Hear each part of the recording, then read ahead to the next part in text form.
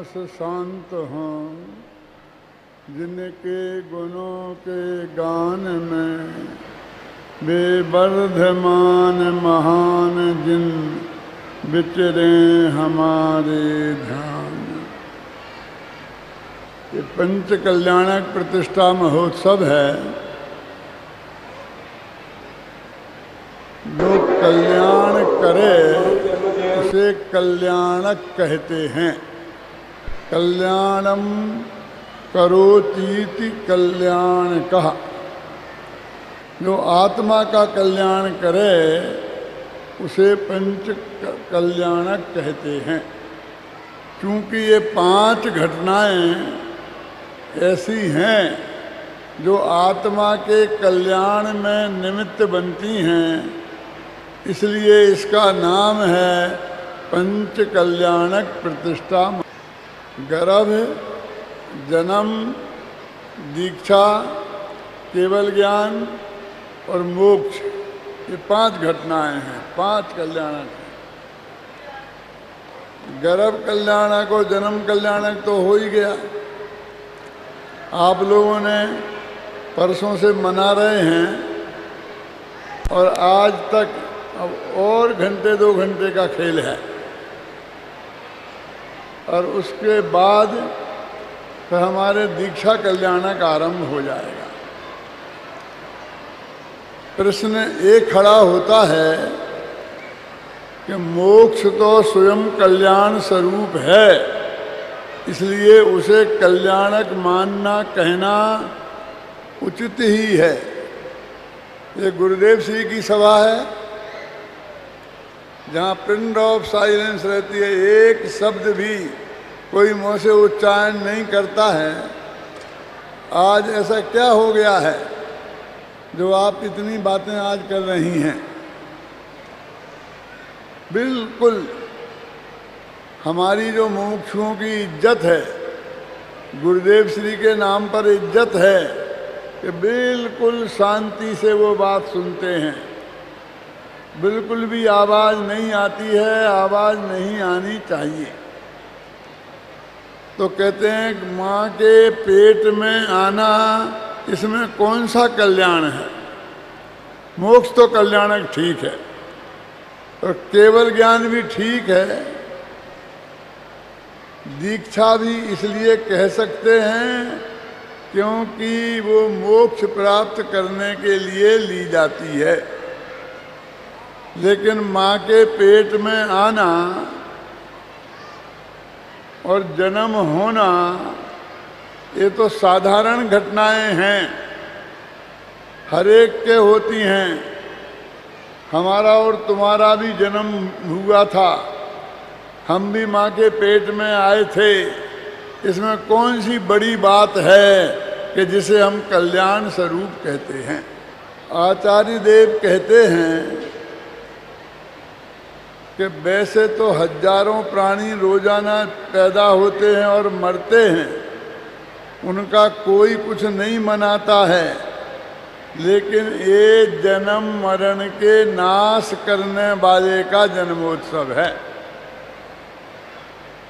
जिसने ये प्रतिज्ञा की कि मैं इस भव में माँ के पेट में आया सो आया, लेकिन अब कसम खा के कहता हूँ कि मैं दोबारा किसी माँ के पेट में नहीं जाऊँगा। ऐसे तीर्थंकर परमात्मा के जो दोबारा जन्म नहीं लेंगे, उनका ये अंतिम जन्म है, इस बात का उत्सव है। वो कहते जन्म का यदि उत्सव ही मनाना है तो हम दूसरों का क्यों मनाएं? हमारा भी जन्म हुआ था, हम अपना ही क्यों नहीं मनाएं? और बहुत से लोग ऐसा करने भी लग गए हैं। बर्थडे के नाम से अपना, बच्चों का, पत्नी का, परिवार का, सबका हम जन्मदिन मनाने लग गए हैं। लेकिन यहाँ कहते हैं कि नहीं, जो उसी भव से मोक्ष गया है, जिसके उसी भव से मोक्ष जाने की गारंटी है, उसी का जन्म उत्सव के लायक है।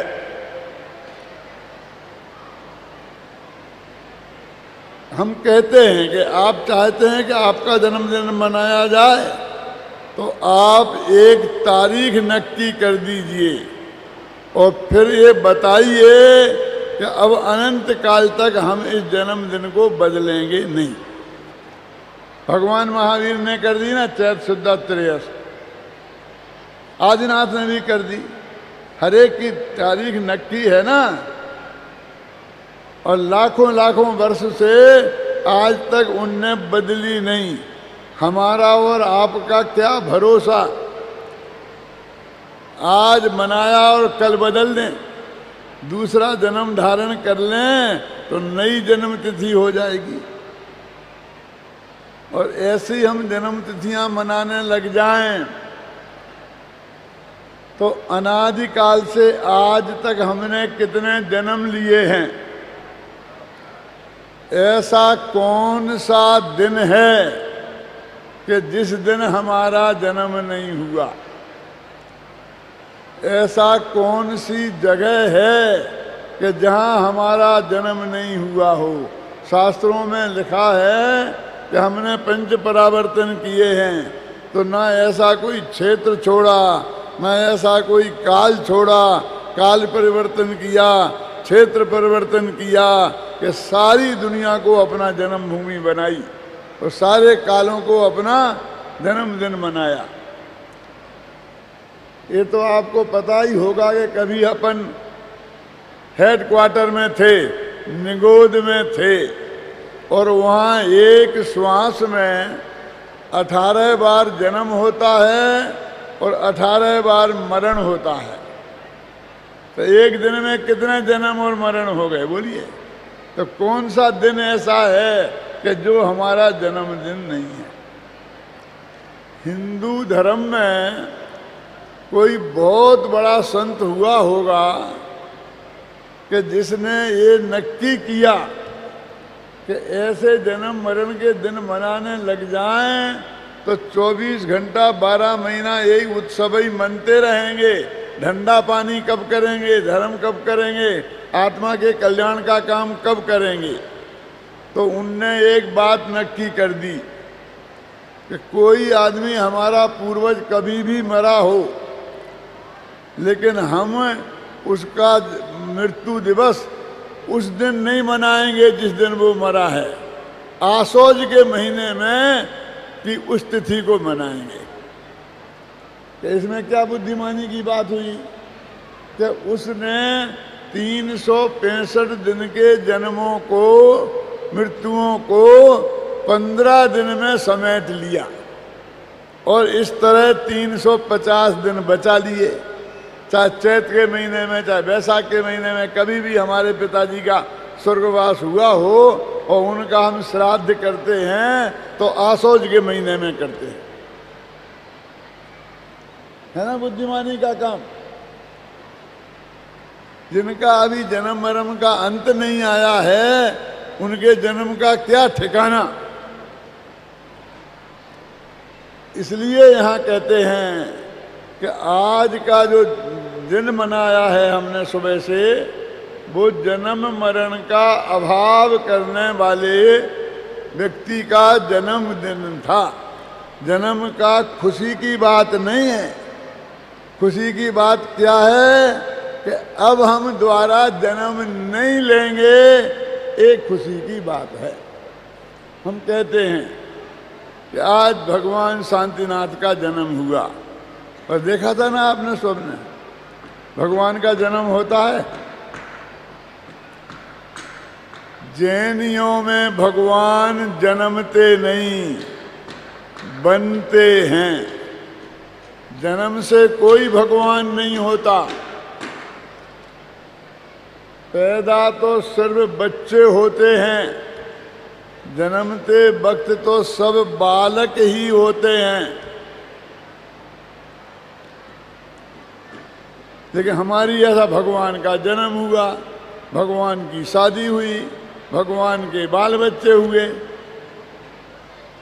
ये जैन धर्म नहीं है। जैन धर्म तो ये कहता है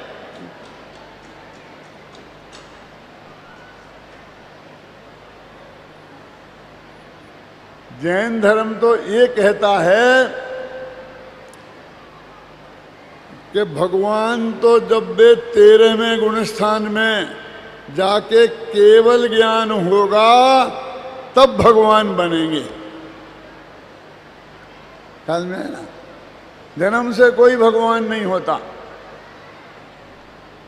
एक बालक ऋषभ का जन्म हुआ, राजकुमार ऋषभ की शादी हुई, राजकुमार ऋषभ को राज तिलक हुआ, राजा ऋषभ देव ने राज्य किया, असी मसी कृषि वाणिज्य इनका उपदेश दिया और राजा ऋषभ देव ने दीक्षा ली और मुनिराज ऋषभ देव को केवल ज्ञान हुआ, तब वो भगवान बने।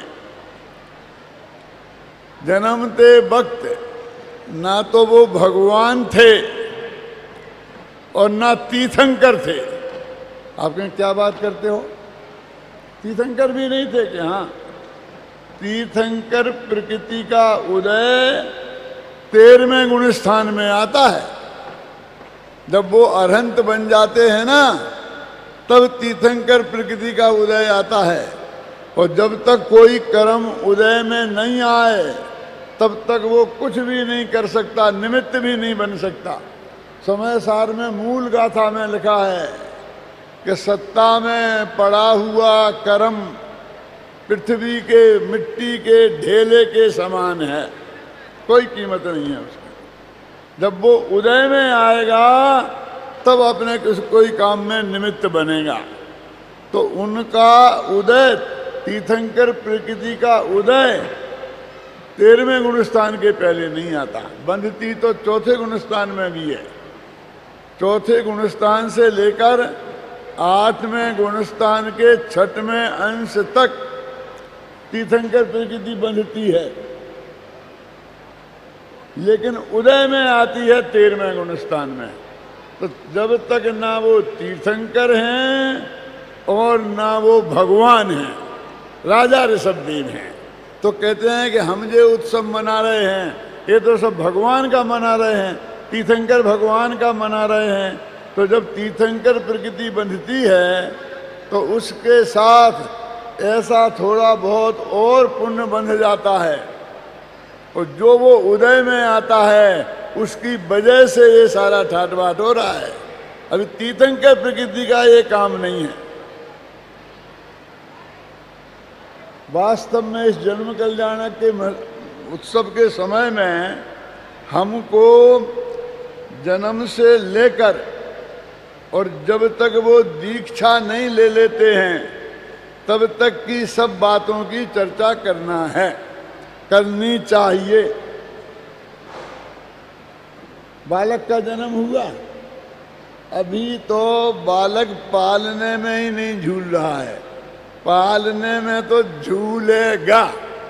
पूरा दिन निकल गया और अभी तक शांतिनाथ कितने हुए? एक दिन के भी नहीं हुए। क्यों? और सारी जिंदगी पड़ी है। आदिनाथ भगवान का हिसाब लगाओ तो 84 लाख पूरब की आयु, तो पूरा दिन तो निकल गया एक दिन में।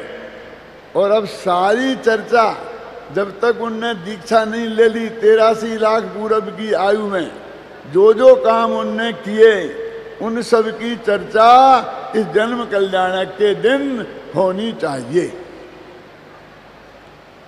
ऋषभदेव के संदर्भ में एक बहुत मार्मिक प्रसंग आता है। क्या आवाज, कुछ मुझे क्यों कानों में बहुत आवाज गूंज रही है, कुछ थोड़ी शांति। एक प्रसंग आता है कि ऋषभदेव बहुत वैराग्य प्रवृत्ति के राजकुमार थे। 24 घंटा आत्मा की चर्चा, और कोई विषय कसाय की चर्चा उनके जीवन में देखने में नहीं आती थी। उनका ऐसा पवित्र जीवन देखकर उनके माता पिता को ऐसा शक हो गया कि ये बच्चा तो शादी करेगा ही नहीं, ये तो ब्रह्मचर्य से ही रहेगा। उनका इतना पवित्र आचरण क्यों था? क्योंकि वे सरवार सिद्धि से आए थे, जानते हैं आप। और सरवार सिद्धि तक 33 सागर तक वे वहां तत्व चर्चा ही करते रहे थे, दूसरा कोई काम नहीं। तीर्थंकरों के पंच कल्याणकों में भी नहीं आते हैं सरवार सिद्धि के में, तो वो चर्चा कर रहे थे, तो वही आदत अभी पड़ी है। इसलिए उनके बचपन में वो तत्व चर्चा शुद्ध सात्विक तत्व चर्चा ही दिखाई देती थी। कोई आदमी नरक से आया हो तो यहाँ पैदा होते ही कलह झगड़े। आपने 2 तरह के बच्चे देखे होंगे कि जब आप रेल में बैठे हों, एक कूपे में 5-6 आदमी बैठते हैं ना, बैठे हों, तो एक बच्चा 2 वर्ष का वहाँ आ जाए।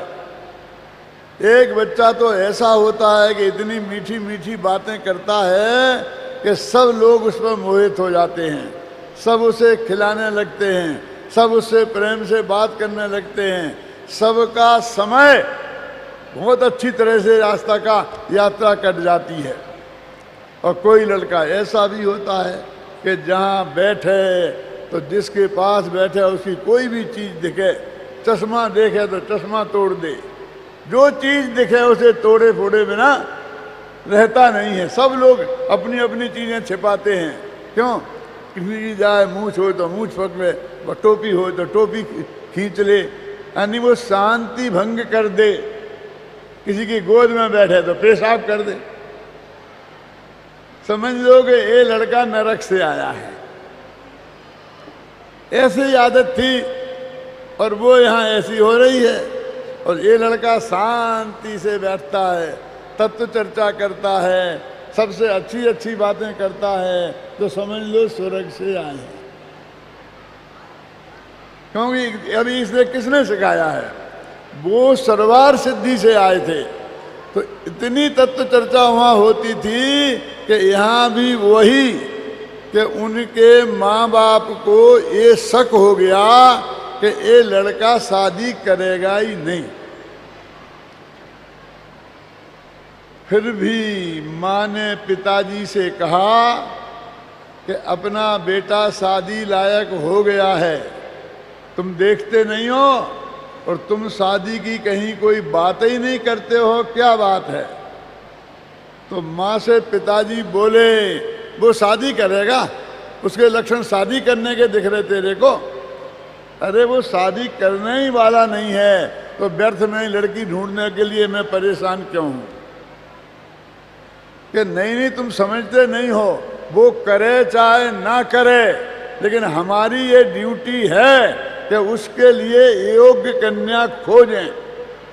हर माँ बाप की ये ड्यूटी है कि जब वो योग्य हो जाए तो उसकी शादी करें, विवाह करें, धंधे से पानी से उसको ठिकाने लगाएं, इतनी ड्यूटी पूरी करें। इसलिए अपन को तो कोशिश करना चाहिए। तो ठीक है कि चलो पहले एक दफ़ा उनसे बात तो कर लें कि कल चलेंगे। कल क्यों, आज क्यों नहीं? कि मुझे तैयारी करनी पड़ेगी। लड़का बहुत होशियार है, वैराग्य प्रवृत्ति का है, ऐसे तो मानेगा नहीं। तो मैं सोच तो लूँ कि मैं समझाऊंगा तो क्या क्या समझाऊंगा। ये सब शास्त्र में लिखी बात बता रहा हूँ मैं, जिनसेनाचार्य के आदि पुराण में लिखी है। तो उनने कहा कि भाई उसमें क्या है, तुम्हारे समझाने से कुछ होने वाला नहीं है, लेकिन मैं उसकी माँ हूँ ना, तो जब आँख में आंसू लाकर और कहूँगी कि बेटा हम कितने दिनों से तेरी आशा लगाए हैं कि तू शादी करेगा तो बहू आएगी, और आंख में आंसू लाएंगे तो 2 मिनट में हाँ कर देगा। तो उसके पिताजी बोले तू बहुत धोखे में है, वो बहुत वैरागी की प्रवृत्ति का आदमी है, वो ऐसे किसी राग के चक्कर में नहीं पड़ता। तुम्हारे 2 आंसू देख करके और शादी नहीं करना है फिर भी शादी कर ले, ऐसा अविवेकी वो नहीं है। जरा उसे समझाना पड़ेगा कि तुम्हारे समझाने से कुछ होने वाला नहीं है, क्योंकि वो बहुत समझदार है, 3 ज्ञान का धनी है, अवध ज्ञान का धनी तो जन्म से है। आखिरकार दोनों माँ बाप ने निर्णय किया कि अपन चल करके आज बात करते हैं। वे ऋषभदेव के कमरे की तरफ जा रहे थे और उधर से ऋषभदेव आ रहे थे। तो उन्होंने कहा बेटा ऋषभ, हम तो तुम्हारे ही पास आ रहे थे कि क्या बात है, क्या काम है, बोलो फरमाओ। कि नहीं, बहुत जरूरी बात है, जरा बैठ के शांति से बात करनी पड़ेगी। क्या आप फरमाओ ना आज्ञा, जो आपको कहना हो कहो, मैं मान लूंगा। कि नहीं नहीं, एकांत में बैठ गई बात हो सकती है। कि चलो, बैठ गए कमरे में। फिर पिताजी ने कहना शुरू किया, बेटा धर्म 2 प्रकार का होता है, एक गृहस्थ धर्म, एक मुनि धर्म। कि पिताजी ये बात करने आए थे, हमको गृहस्थ धर्म और मुनि धर्म 2 प्रकार का होता है ये समझाने आए थे। ये जरूरी बात करना है कि बोलो ना, मतलब की बात क्या कहना चाहते हो। कि नहीं बेटा, गृहस्थ भी धर्म है, हम चाहते हैं कि तुम गृहस्थ धर्म में प्रवेश करो। उन्होंने बहुत चतुराई से बात की, क्योंकि इनसे गृहस्थ शादी की बात करेंगे तो एकदम मना कर देगा। तो धर्म में प्रवेश करो, इस भाषा में बात करेंगे तो शायद सुन ले।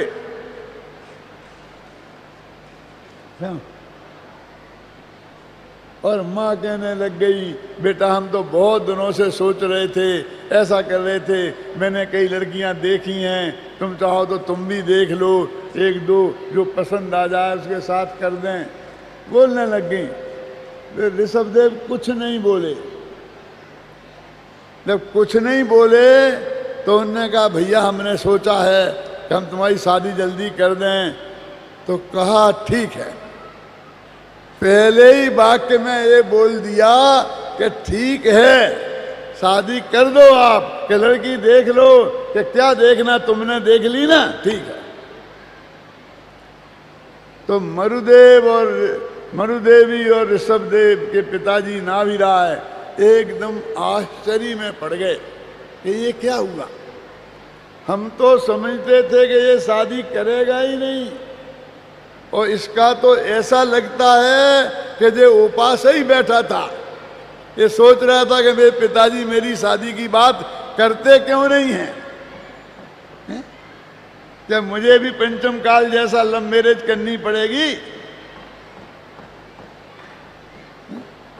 इसने तो एक बार झूठा मना भी नहीं किया। अरे ये आज के कॉलेजी लड़के, इनके मन में होती है, फिर भी एक आध दफे तो कहते हैं कि नहीं नहीं अभी मुझे पढ़ाई करना है, अभी शादी नहीं करना, कहते ना। लेकिन इनने तो झूठी भी नहीं कही और एकदम हाँ भर दी। हमने बहुत बड़ी गलती की, हमें और पहले कहना चाहिए था। नाभिराय कहते हैं कि तू समझती तो है नहीं। अरे महापुरुषों का जीवन बड़ा विचित्र होता है। झूठी हाँ कहना और झूठी ना कहना उन्हें नहीं आता। यदि उन्हें करना है तो पहली दफे में ही हाँ कहेंगे, नहीं करना है तो पहली दफे में ना कहेंगे। उनने ना कह दिया तो उनकी ना को कोई हाँ में नहीं बदल सकता, और उनने हाँ कह दिया तो उनकी हाँ को कोई ना में नहीं बदल सकता। ऐसा था कि उन्हें तो नहीं करनी थी, लेकिन पिताजी ने समझाया। माँ रोने लग गई, माँ के आंसू उनसे देखे नहीं गए, इसलिए उनने शादी कर ली। क्यों? ऐसा था। जरा थोड़ा आप क्रमबद्ध पर्याय के हिसाब से सोचो। उनके दो दो बेटे होने थे क्रमबद्ध पर्याय में, है ना। 100 बेटे पैदा होने थे, 2 लड़कियां पैदा होनी थी, 2 शादियां होनी थी। इतना भविष्य केवली के ज्ञान में देखा था कि नहीं? और जिसको 83 लाख पूर्व की आयु तक दीक्षा नहीं लेना है, 84 लाख पूर्व का अर्थ समझते हो? मेरी समझ में कुछ नहीं आता। अपन तो ऐसा करो, 1 लाख पूर्व माने 1 वर्ष, 84 लाख पूर्व माने 84 वर्ष की उनकी उम्र थी। समझ में आएगा ना जल्दी? अब वे 83 वर्ष के हो गए और तब तक दीक्षा नहीं लेनी। जरा और गहरी बात सुनना कि वो जब दीक्षा ली तो उस वक्त वे नीलांजना का नृत्य देख रहे थे। नीलांजना की बात तो कल आएगी दीक्षा कल्याणक के दिन, लेकिन अपन तो इतनी बात कह रहे कि जब वो नृत्य देख रहे थे तब तक तो वे जन्म कल्याणक में ही थे ना। जरा उस वक्त उनकी उम्र क्या थी? कुल 84 लाख पूर्व में 83 लाख पूर्व हो चुके थे, माने 84 वर्ष में 83 वर्ष निकल गए थे। बुढ़े होंगे के जवान, तब भी वे नीलांजना का नृत्य देख रहे थे। जो व्यक्ति 83 वर्ष की उम्र में नीलांजना जैसी देवांगनाओं का नृत्य देखता हो, उसके बारे में उसके माँ बाप 20 वर्ष की उम्र में ये समझ लें कि ये शादी नहीं करेगा। तो अब आप समझ लो कि समझने वालों की गलती है क्या उनकी? भविष्य तो उनका यही नक्की था ना। केवली भगवान के ज्ञान में तो यही आया था ना। अपन सब मुमुक्षु भाई, स्वामी जी के शिष्य, क्रमबद्ध पर्याय को मानने वाले, कि उनको इतनी उम्र तक घर में रहना था। यहाँ तक कि सौधर में इंद्र को चिंता हो गई कि ये तो दीक्षा लेते ही नहीं, फिर कब केवल ज्ञान होगा, फिर कब ये धर्म का प्रचार करेंगे। पूरी उम्र ही निकली जाती है। क्यों? किस बात की चिंता हो गई कि दीक्षा क्यों नहीं लेते? तो उस व्यक्ति के बारे में 20 वर्ष की उम्र में और कोई नहीं, सगे माँ बाप जो 24 घंटा उनके साथ रहते हैं और वे नहीं पहचान पाए। वे उसे इतना बैरागी बीतरागी समझते रहे। ये समझ लो वे तो भगवान के माँ बाप थे, हम किस खेत की मूली हैं? हम कैसे पहचाने? किसी की परिणति को हमें पहचानना हो तो कैसे पहचाने? मैं आपसे ये कहना चाहता हूं।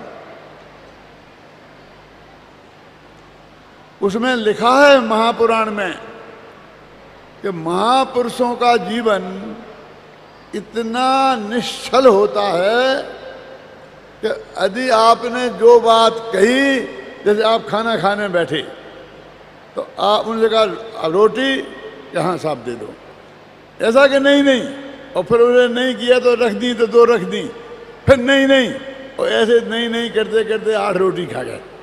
ऐसा नहीं है। वो तो उनने हाँ कह दी तो हाँ और ना कह दी तो ना। उनकी हाँ को कोई ना में नहीं बदल सकता और ना को हाँ में नहीं बदल सकता। महापुरुषों का जीवन ऐसा होता है। अब विचार करो कि वही ऋषभदेव,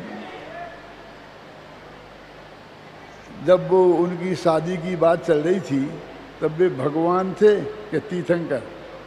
न तीर्थंकर थे न भगवान थे, वे तो राजा नाभिराय के राजकुमार थे। बहुत से लोग कहते हैं कि उनने 80 मसी कृषि विद्या वाणिज्य का उपदेश दिया। मैं आप सबसे कहना चाहता हूं कि भगवान खेती करना भी सिखाते थे। असी माने होता है तलवार, क्या भगवान तलवार करना भी चलाना भी सिखाते थे? असी मसी, मसी माने होता है मुनीमी, क्लर्क। असी मसी कृषि, खेती, विद्या, वाणिज्य, व्यापार, विद्या माने कलाएं तरह तरह की। ये चीजें ऋषभदेव ने अपनी जनता को सिखाई। तो ये भगवान ने सिखाई। भगवान भी खेती करना सिखाएंगे क्यों? अरे वे तो समूह शरण में बैठकर ये सब छोड़ने का उपदेश देते हैं। ये ऋषभदेव भगवान की बातें नहीं थी। किसकी थी? राजा ऋषभदेव की। यानी हमको उस पर्याय का स्वरूप पहचानना चाहिए कि अभी वो राजकुमार हैं, अभी वो बच्चे हैं, अभी वो राजा हैं, अभी वो मुनिराज हैं। जिस अवस्था में हों उस अवस्था का नाम पुकारना चाहिए। और हमारे प्रतिष्ठाचार्य इस बात का ध्यान भी रखते हैं कि बालक ऋषभ का जन्म हुआ। ख्याल में है ना? राजकुमार ऋषभ की शादी हुई। राजकुमार ऋषभ को राज तिलक किया गया। राजा ऋषभ ने असी मसी किसी विद्या वाणिज्य का उपदेश दिया।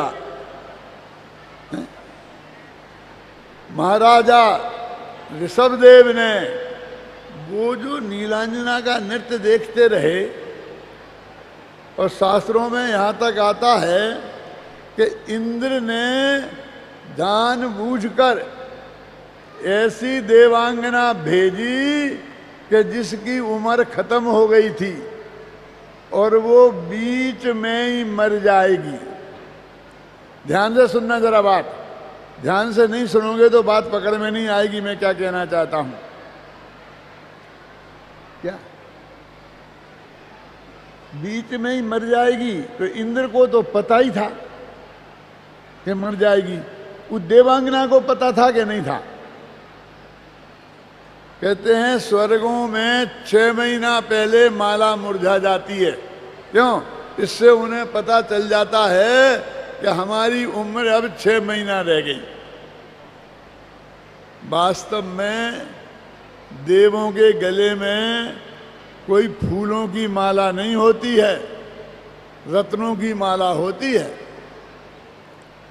और रत्नों की मालाएं मुरझाती नहीं हैं, फूलों की मालाएं मुरझाती हैं।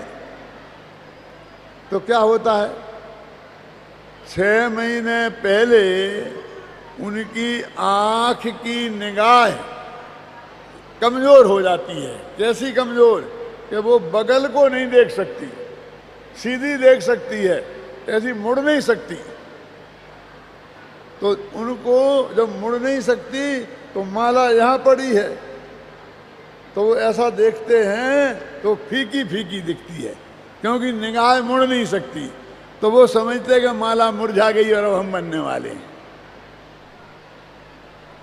मैं ये कहना चाहता हूँ देवांगना को भी पता थी कि हमारी माला मुरझा गई है, अब हम बनने वाले हैं।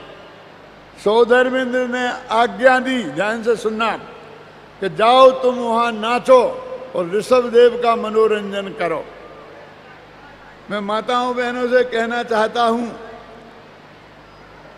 कि हमारी और आपको ये पता हो कि हम आज ही मरने वाले हैं, तो घर वाले हमसे क्या व्यवहार करते हैं, हमारे जहाँ काम करते हों वो लोग क्या व्यवहार करते हैं। नीलांजना को अंतिम समय तक ड्यूटी पे भेजा। अरे 2 दिन की छुट्टी तो मिल जाती, मरने के पहले 2 दिन की छुट्टी तो देना चाहिए थी।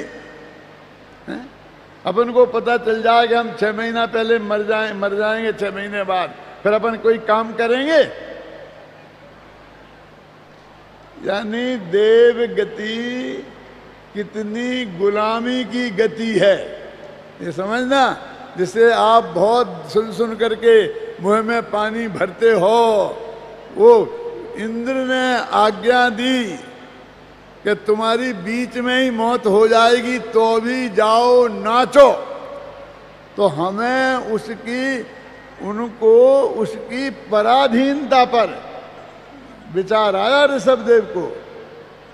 नीलांजना मर गई तो उन्हें वैराग हो, ऐसा नहीं होता। उन्हें आज तक मौत नहीं देखी थी, उनके सामने कोई मरा नहीं होगा। माँ बाप मरे होंगे कि नहीं मरे होंगे? क्यों? और 12 भावनाओं का पाठ तो रोजाना वे भी करते होंगे ना। राजा राणा छत्रपति हाथन के असवार, मरना सबको एक दिन अपनी अपनी बार।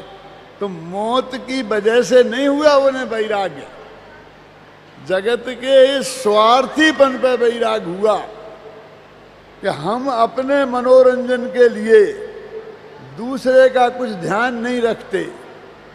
वो मरने वाला है आध घंटे में, तो भी हम उसे ड्यूटी चढ़ाते हैं कि तुम हमारा मनोरंजन करो। और मैं कितना दुखी हूं। क्यों दुखी हो?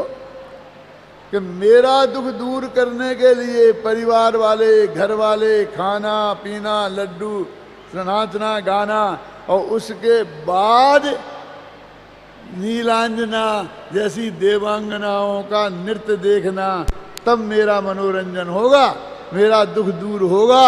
मैं कितना दुखी हूं कि आज इस 93 लाख पूर्व की उम्र में भी ये देख रहा हूं।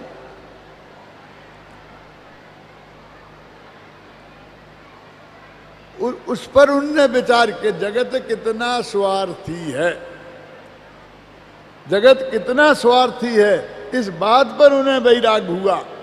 भगवान नेमिनाथ को भी इस बात पर वैराग हुआ था कि ये जगत कितना स्वार्थी है। क्या हुआ? कहानी आती है कि नेमिनाथ बारात लेके गए थे। आज बारात का दिन है ना, भगवान का जो है ना तीर्थंकरों का जन्म कल्याणक है। जब तक दीक्षा नहीं ली तो बारात तो जाएगी। नेमिनाथ की भी बारात जाती है। आजकल नेमिनाथ के पंच कल्याणक भी बहुत होने लग गए हैं, खासकर गुजरात में। मैंने कहा भैया ऐसा क्यों करते हो? तो बोले भैया एक ही भगवान तो गुजराती हैं, बाकी तो तुम हिंदी वालों ने हड़प ले। मैंने कहा तुम बहुत धोखे में हो। नेमिनाथ भी गुजराती नहीं है, यादव गुजरात के नहीं हैं। यादवों का जन्म गुजरात में नहीं हुआ, वे तो मथुरा के पास के थे। लेकिन जरासंध ने मार मार के भगा के दरिया के किनारे और दरिया के भी आगे समुद्र में धकेल दिया था। तो वहां के टापू पे द्वारका बसाई थी। ये तो आए हुए हैं, मतलब बदले वहां से यहां आए हुए हैं तो वे मूलतः यूपी के ही। तो नेमिनाथ भगवान की बात करते हैं कि साहब शादी बारात गई थी, उनने पूछा कि ये पशु क्यों बंधे हैं? तो उनने कहा हुजूर आपकी बारात आई है ना, तो इतने लोग आए हैं बारात में, तो उनके भोजन की व्यवस्था है। ये क्या, इतने जीवों को मारेंगे? और उन्हें वैराग हो गया। लोग कहते हैं, मैं नहीं कहता, ध्यान से सुनना। मैं कहता हूं ये बात सत्य नहीं हो सकती, नहीं हो सकती, नहीं हो सकती। शास्त्र में लिखी है, शास्त्र हमने भी पढ़े हैं। तुम शास्त्र पढ़ना नहीं जानते हो। हमें पूज्य गुरुदेव श्री ने शास्त्र पढ़ना सिखाया है। अब बताते हैं हम आपको। क्या आप ये मानते हो जिस कुल में तीर्थंकर पैदा हुए हों, उस कुल में जो बाराती होंगे तो वे उनके रिश्तेदार ही तो जाएंगे ना अनंत भाई। तो वे उनके कुल के बाराती मांस खाते होंगे? मैं नहीं मान सकता। और राजुल का के पिताजी भी तो बहुत धर्मात्मा थे। वे किसी के स्वागत में ऐसा इंतजाम करेंगे? बिल्कुल एकदम गलत बात है। तो शास्त्र में लिखा, पूरी बात सुनो। क्या हुआ, क्या हुआ था? शास्त्र में ये लिखा है कि पशुओं का बंधन देखकर और क्रंदन सुनकर नेमिनाथ को वैराग हो गया। यही लिखा ना। तो बंधन देखा और उनकी रोने की आवाज सुनी, रमाने की आवाज सुनी, और उसे उनने वैराग हो गया। उनने पूछी, भाई ये क्यों हैं? तो उनने कहा कि हुजूर का बारात का जुलूस निकल रहा है ना। बात क्या थी? एक बात मैं आपसे पूछूं, नेमिनाथ की बारात किस दिन गई थी? मालूम आपको? नहीं मालूम? अपने भगवान की बारात का ही पता नहीं है। सावन सुदी छठमी, समझ में आया क्या नहीं? सावन का महीना था, बरसात के दिन थे। हमारे हिंदी प्रांत में कहें तो लोग कहते बरसात में शादियां होती ही नहीं है। तो हमारे गुजराती भाई कहते गुजरात में होती हैं। तो मैंने कहा भैया ये तो ठीक बात नहीं है कि नहीं साहब, बरसात में शादी नेमिनाथ की भी तो हुई थी, क्योंकि उनके दीक्षा कल्याणक का दिन सावन सुदी छठ है। समझ में आया आपकी कि नहीं? तो बारात गई थी, तो सावन में बारात गई थी कि नहीं? तो कि नेमिनाथ के जमाने से जा रही है हमारे यहां। तो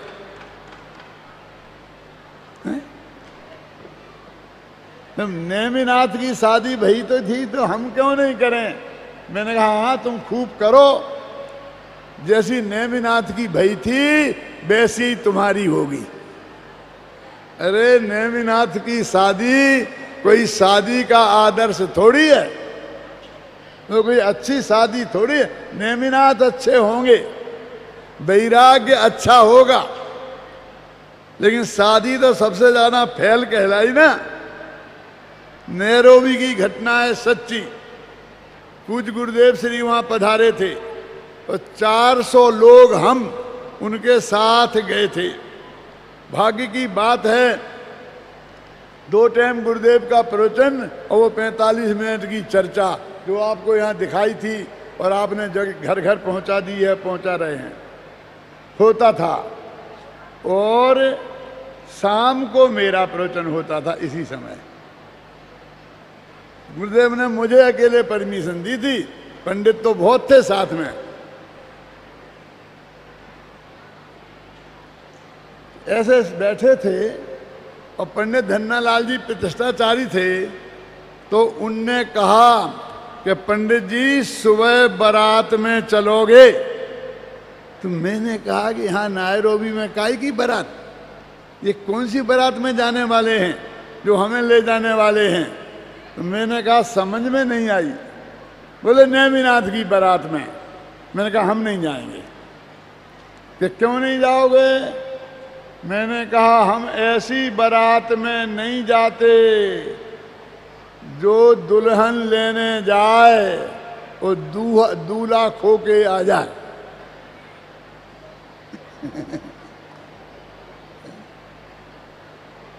मैं तो आपको ये सुना रहा हूं कि वो जीवों की हिंसा की बात नहीं थी।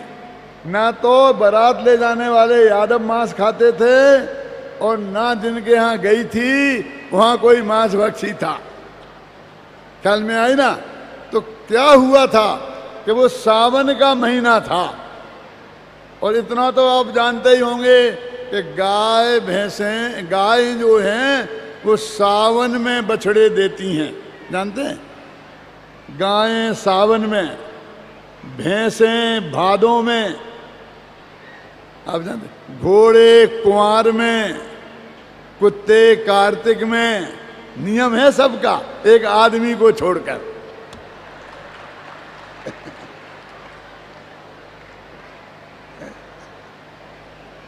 इसलिए नए नए बछड़े पैदा हुए थे, वे घरों में थे। गायें जंगल में घास चरने गई थी। शाम को वो घर आई तो अपने बछड़ों को दूध पिलाने के लिए बहुत उत्सुक थी। और बछड़े भी माँ का दूध पीने के लिए बहुत तैयार थे। और यहाँ नेमिनाथ की बारात निकल रही थी, इसलिए दोनों तरफ ऐसे ऐसे वो लगा दिए गए थे, लगा देते थे व्यवस्था के लिए। और पीछे वे गाय में से खड़ी, यहाँ बारात जा रही। अब लोगों ने पूछा कि ये पशुओं को क्यों रोक दिया, माने इनका बंधन क्यों किया, बाड़े में डाल दिया ना, बंधन हुआ कि आपकी वजह से, माने आपकी बारात की वजह से। ख्याल में आई ना? तो उन्हें ये वैराग्य हुआ कि हम कितने स्वार्थी हैं कि अपने स्वार्थ के पीछे हम दूसरों की तकलीफ को नहीं देखते हैं। ये ट्रैफिक रुक जाने से कितनी तकलीफ होती है, ये बात बम्बई वालों को बताने की जरूरत नहीं है। हम 10 मिनट लेट क्यों हो गए ट्रैफिक से, बिना पूछे ही सब जानते हैं, और कोई कारण नहीं है। हम तो अपने समय पे चल सकते हैं, अब ट्रैफिक में फंस जाएं तो क्या करें। तो इसकी वजह से उन्हें वैराग्य हुआ था। वो मांस भक्षण की कोई बात नहीं, लेकिन हम क्या करें। हमारे प्रतिष्ठाचारी बहुत समझदार लोग होते हैं, यहाँ तो बहुत ही सब हैं जो हमारे विद्यार्थी होते हैं ना प्रतिष्ठाचारी, तब मैं ये बात कहा करता हूँ, तब की समझना, यहाँ की नहीं।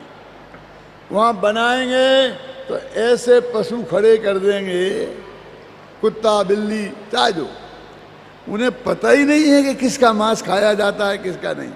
अरे मांस खाने के लिए तो गाय भैंसा ही कटने, गाय बकरी ही कटने को हैं। कुत्ते बिल्ली का कोई मांस खाता है? शेर का मांस किसी को मिलता है? होता ही नहीं है। समझ में आया ना आपके में? वहाँ नहीं होता उनके पास, लेकिन बेखड़े कर दें। उन्हें इतना ही पता नहीं है कि कौन से। और आज बारात आ गई दरवाजे पे, क्यों? अपने इतना बड़ा पंच कल्याणक हो रहा, तो ये भोजन की व्यवस्था कब से हो रही? 8 दिन पहले से तो पंडाल बन रहा होगा ना, महीनों पहले से। तो अभी उनके लिए आए हैं और नेमिनाथ की बारात चढ़ गई दरवाजे पे, और वे अभी बाड़े में ही बंधे हैं। इन्हें क्या पता। आप जानते हैं ये मांस भक्षी लोग जो जानवरों को खाते हैं, एक एक जानवरों की डॉक्टरी होती है। डॉक्टर सर्टिफिकेट देता है कि ऐसे कोई बीमारी तो नहीं है, कैंसर तो नहीं है, नहीं तो जो खाएंगे मांस उन्हें कैंसर हो जाएगा। और फिर महीनों पहले जब व्यवस्था होती है तब वो आएगा। तो इसका क्या मतलब है? ये बिल्कुल असंभव बात है। यानी हमको गुरुदेव श्री ने हर चीज को विवेक की तराजू पर तलने का सिखाया, इसलिए हमारा दिमाग वैसे ही चलने लग गया। हम हर बात में वैसे ही सोचते हैं कि ये बात कभी भी संभव नहीं है कि नहीं साहब इतिहास में लिखा है, फलानी जगह लिखा होगा। तुम तो पंडित हो ना, मैं तुमसे पूछता हूँ कि तुम इससे क्या सिद्ध करना चाहते हो, इससे क्या प्रेरणा देना चाहते हो कि तीर्थंकरों के कुल में भी मांस खाया जाता था, तो हमें क्या दिक्कत है, ये सिखाना चाहते हो? क्या फायदा है? यदि वो बात ही सत्य हो और मेरी गलत भी हो तो भी मेरी बात सत्य है, क्योंकि हम उन्हें शुद्ध शाकाहारी सदाचारी बनाना चाहते हैं। तो ये जन्म कल्याणक के संदर्भ में जितनी भी बातें हैं वो सब हम इसी दिन तो करेंगे। कल तो सुबह नीलांजना का नृत्य, जो भी होगा वैराग्य का निमित्त, उसके वैराग्य हो जाएगा और दीक्षा कल्याणक हो जाएगा।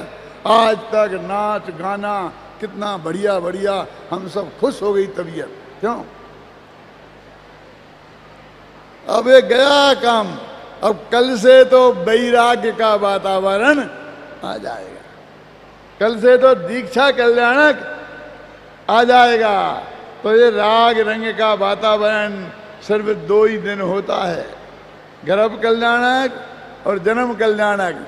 दीक्षा कल्याणक से तो वैराग्य की तरफ चले जाते हैं।